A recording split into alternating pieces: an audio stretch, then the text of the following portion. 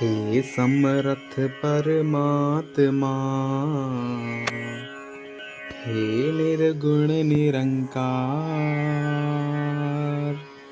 तू करता है जगत का, तू सबका आधार। कण कण में है बस रहा तेरा रूप अपार। तीन काल है सत्य तू, मिथ्या है संसार। घट घट वासी है प्रभु, अबनासी करतार। दया से तेरी हो सभी, भवसागर से पार। निराकार साकार तू, जग के पालनहार। है बेअंत महिमा तेरी, दाता अपरंपार। परम पिता परमात्मा, सब तेरी संतान। भला करो सबका प्रभु, सबका हो कल्याण। साथ संगत जी, प्यार से कहना अहंकार। जब ये ब्रह्म ज्ञान की दात प्राप्त हो गई है, हमको अपना असली रूप पता लग गया है क्या है, तो अब बस इस परमपिता परमात्मा निरंकार को अपने रोम रोम से बांध लें। जो भी चीज़ें हैं, कोई भी हैं, अगर शिक्षा लेनी है तो उसमें बहुत कुछ है लेने को। तो जैसे हम सब यही यत्न करें कि सेवा भी कर सकें, सुमिरन भी अधिक से अधिक करें, और सत्संग का भी ये जो इतना हमें सौभाग्य मिला है, तो इसमें भी आके एक असल रूप में इस निरंकार, इस परमात्मा के साथ ऐसे जुड़ जाएं कि ये लिव कभी टूटे नहीं। और हमेशा हम चाहे कोई भी कार्य कर रहे हों, जिस प्रकार हमारे श्वास चल रहे होते हैं और कार्य भी होते रहते हैं साथ साथ, वैसे ही हम इस तरह इस प्रभु निरंकार के साथ एकमिक हो जाएं कि कुछ भी हो पर इसी में ही जी रहे हैं, ये एहसास बना रहे। तो आज ये जो हरदेव वाणी का जो ये शब्द चल रहा है, तो उसकी पंक्तियाँ। हाँ जी। बंदे में गर भाव बदी का, बन जाता शैतान है। तो कैसे मनुष्य को ये बात बताई जा रही है कि मन के भाव, जो इंटेंशन होती है, और उसमें अगर क्या है, अगर हमारे यहाँ जो एक इंटेंशन है, एक हमारा भाव है, उसको कर्म के साथ हमें जोड़ना होता है। अगर हमारे मन में कोई ऐसा एक इंटेंशन आ गया है कि हम ये करना चाह रहे हैं, तो वो सिर्फ ख्याल रूप तक ही तब तक है जब तक उसको हमने कर्म का पार्ट नहीं बना दिया, कर्म में ढाल नहीं लिया, तो वो फिर एक हमारी नियत, हमारा करने का जो मन का भाव है, वो उस तरह हो जाता है कि जैसे एक इंसान अगर गलत सोचेगा तो फिर वो गलत ही करेगा, अगर वो पतन की ओर जाएगा तो फिर एक उसके कर्म उसको और नीचा धकेलेंगे। तो बात सिर्फ सोच की है, मन की है। मन में ऐसे बुरे ख्याल अगर आएंगे तो ही हम गलत काम भी करेंगे, और उसी को अगर हमने ऐसा देखना है कि हमें गलत काम से दूर रहना है, हमें अगर उस तरह अपने जीवन को एक खुशबूदार फूल की तरह रखना है, तो हम अपने ख्याल में, अपने जहन में ही ऐसा कुछ आने नहीं देंगे जो आगे चल के हमारे कर्म में बन जाए। हाँ जी। भाव अगर है नेकी वाला, बन सकता भगवान है।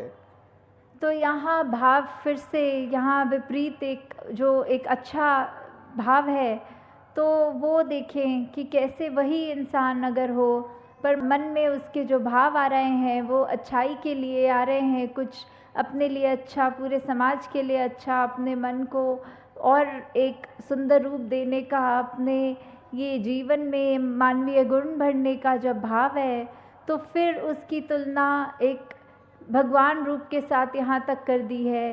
जैसे हमने वो भी उदाहरण देखा हुआ है भाई कन्हैया का, कि ये मन का भाव ही है कि चाहे युद्ध के समय दो अलग सेनाएं हैं और जो भी जिनको चोट लगी, जो बेहोश होके गिरे या ऐसी हालत हुई शरीर की, तो भाई कन्हैया ने सभी को पानी पिलाया, क्योंकि यही मन का भाव कि सभी अपने हैं।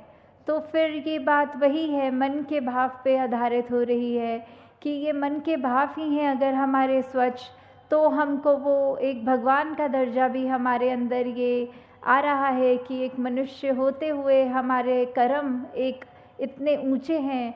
और यहाँ वही अगर हमारा एक मनुष्य होने के बावजूद हम अपने ऐसे कर्म करें जिससे हम दूसरों को एक चोट पहुँचाएं, तो फिर हमारा इंसान का चाहे एक आकार वो है, पर साथ में यही कहा जाएगा कि ये मनुष्य नहीं, ये शैतान है।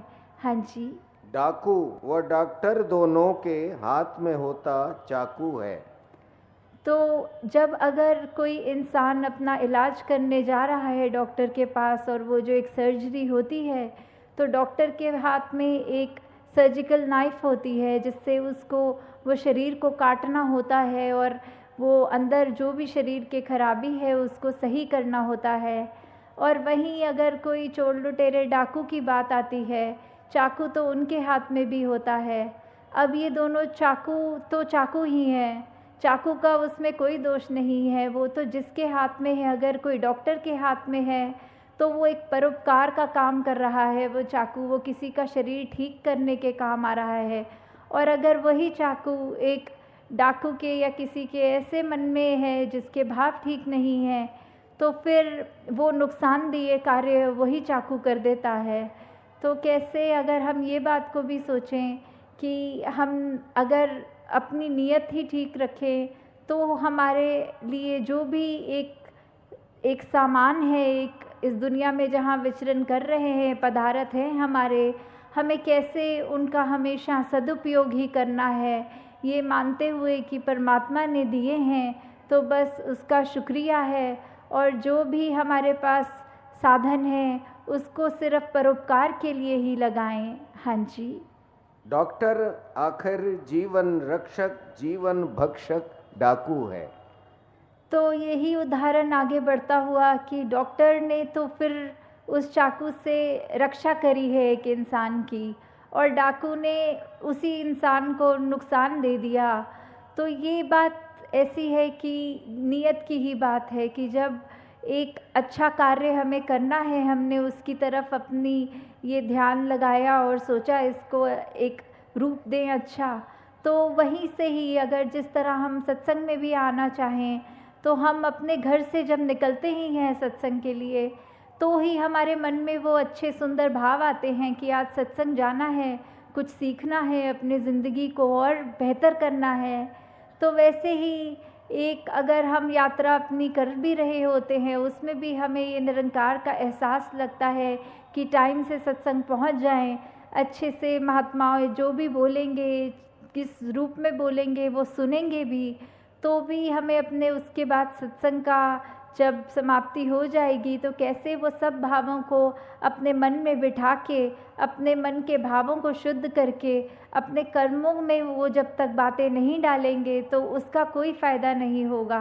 तो ऐसे ही इसी उदाहरण में भी कि ये डॉक्टर और चाहे एक डाकू की बात है, पर हम इसको किसी भी एस्पेक्ट में देखें, बात सिर्फ इतनी है कि मन अगर हमारा शुद्ध है, हमारी सोच शुद्ध है, तो हमारा एक भाव के बाद हम उसको कर्मों में भी एक शुद्धता डाल सकते हैं। हाँ जी। दिखने में है एक से दोनों भाव मगर है जुदा जुदा। तो कैसे एक इंसान का जो आकार है वो डॉक्टर का भी वही होता है, डाकू का भी वही होता है, एक अच्छे इंसान का भी एक मूर्त, इस दो आँखों, एक नाक, होठ, कान, ऐसा ही दिखता है इंसान वो। पर बात ऐसी आती है कि इंसान को देखकर हम ये जज नहीं कर सकते कि वो कैसा इंसान है।